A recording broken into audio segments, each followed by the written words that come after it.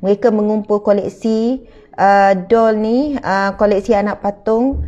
Walaupun dia kata sekadar teman, sebagai perhiasan, tetapi mereka percaya bahawa patung-patung ini memberikan tuah kepada mereka.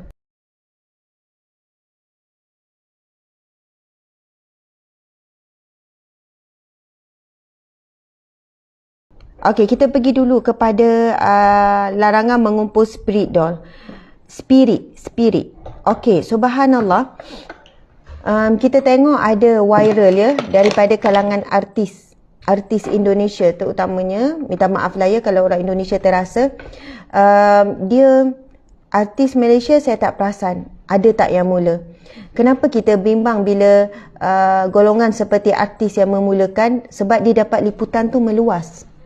Kalau orang biasa buat, mungkin liputan tak banyak sangat. Tapi bila artis yang buat, liputan meluas, perkara itu jadi cepat viral. Dan dibimbangi ia menjadi satu ikutan. Dan memang jadi ikutan pun. Dan orang barat dah mula lama dah. Mereka mengumpul koleksi doll ni, koleksi anak patung. Walaupun dia kata sekadar teman, sebagai perhiasan. Tetapi mereka percaya bahawa patung-patung ini memberikan tuah kepada mereka. Kan, memberi luck, memberi satu keistimewaan. Bahkan mereka menjadikan patung tu sebagai teman sampai mereka boleh bercakap, luah perasaan dan sebagainya. Nauzubillah min zalik.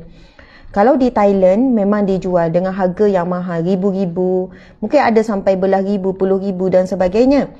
Anak patung, baby, lepas tu ada makin besar. Kalau saya tengok hari tu liputan artis Indonesia, minta maaf orang Indonesia sebab ada yang hadir pada Indonesia. Artis Indonesia ni siap ada dua patung perempuan, bayi perempuan, bayi lelaki. Dipakaikan baju yang mahal-mahal yang harga ratus-ratus. Diasuh seperti bayi betul-betul. Kan, diberi makan, diberi minum dengan semuanya yang fake lah, yang bukan yang betul lah. Kemudian dibelikan mainan-mainan, ada bilik khas, ada katil untuk ditidurkan. Tapi anak patung muslimin-muslimat. Kemudian siap ada pengasuh khas. Yang baby perempuan pengasuh khas, baby lelaki pengasuh khas. Bila dia pergi mana-mana, siap ada kasit, baby kasit dalam kereta. Macam tu sekali muslimin-muslimat. Belanja yang begitu besar lah dikeluarkan.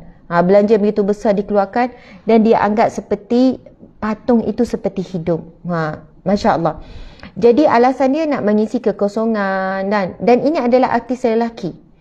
Sama juga sebenarnya perkara ni dah dimulakan lebih awal lagi oleh Barat. Mereka bukan sekadar simpan baby doll ataupun anak patung yang untuk jadi baby, tapi mereka siap kahwin dengan patung kan. Jadi kahwin, jadi suami, jadi isteri, tapi ni patung besar lah. Siap mandi sama-sama, pergi keluar sama-sama, masuk dalam kereta.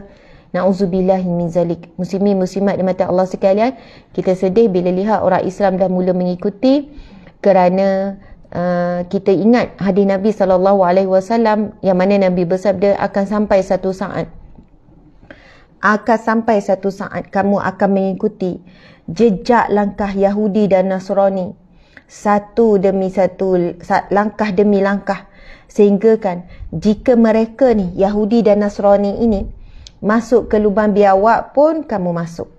Masya Allah. Inilah zamannya. Kan, zaman yang disebut yang dia telah diberikan amaran oleh Nabi SAW 1400 tahun yang lepas, 1437 tahun yang lepas. Masya Allah. Nabi SAW bersabda, akan tiba suatu saat kamu mengikuti jejak langkah mereka, selangkah demi selangkah, sehasta demi sehasta, sejengkal demi sejengkal. Rapat, orang kata ikut rapat. Sehingga kan bila mereka masuk ke lubang biawak pun kamu akan masuk. Lalu sahabat bertanya, adakah mereka itu Yahudi dan Nasara? Nabi kata, kalau bukan mereka siapa lagi? Yahudi, kita tahulah Israel, Yahudi.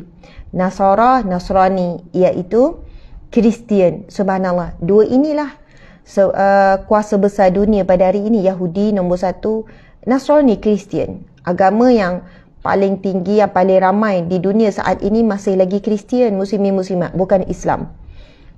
Kristian masih lagi menguasai mempunyai penganut paling tinggi di dunia pada hari ini. Namun Islam dicatat sebagai agama yang paling cepat berkembang. Pada hari ini cepat berkembang, tapi bukan lagi nombor satu. Bukan nombor satu. Dah dijangka dalam tahun 2030 macam tu, Islam dijangka ataupun lebih awal wallahu alam akan menjadi agama terbesar di dunia. Wallahu alam. Muslimin muslimat dimati Allah sekalian, apa yang orang Islam hari ini tak buat, yang orang kafir buat? Subhanallah. Dengan berpakaian seksi menjolok mata, ikut gaya barat, semua dah ikut. Fashion apa? Semua dah ikut. Cara berhibur macam mana? Semua dah ikut. Cara makan, tak kisah. Tak kisah dah macam mana, halal haram, Nabi dah kata akan sampai satu saat, kan, umat kita ni, orang Islam ni akan makan apa yang dia nak makan, dia akan minum apa sahaja yang dia nak minum, tidak mengira sama ada halal ataupun haram. Subhanallah, Allahu Akbar. Muslimin muslimat dimati Allah sekalian, kita rasa bimbang kita tengok influencer, orang-orang kaya yang suka share, kan, orang kaya influencer, businessman, businesswoman, artis-artis yang pergi ke luar negara, muslimin muslimat, kita nampak sana dia makan, sini dia makan, pergi sana, pergi situ, sampai kita fikir, dia orang cek tak halal haram ni, restoran ni. Memanglah order tu ayam contohnya, order tu perkara yang tak berkaitan dengan perkara yang syubhah, perkara yang haram. Tapi kita tak tahu ya, dapur yang dimasak tu ada tak makanan-makanan bercampur. Takut bercampur lah kuali yang sama, dapur yang sama, ada masak pork. Kita bimbang makanan tu, kan, buat roti sendiri pun ada banyak bahan yang dilarang, yang boleh menjadikan haram.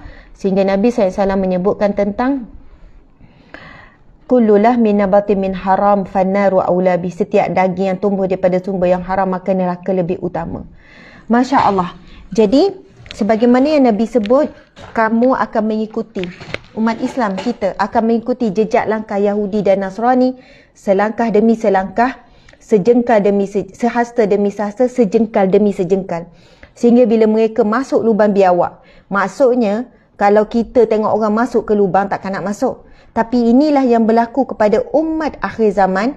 Walaupun masuk dalam satu tempat yang tak logik, perbuatan yang tak logik dibuat, memang di luar akal fikiran, orang kata ini perbuatan gila contohnya, orang Islam akan ikut. Na'udzubillah min zalik. Dan terbukti yang kita cakap pasal spirit doll ni, kan, ataupun anak patung yang ada spirit ni, yang ada soalannya roh jahat ni,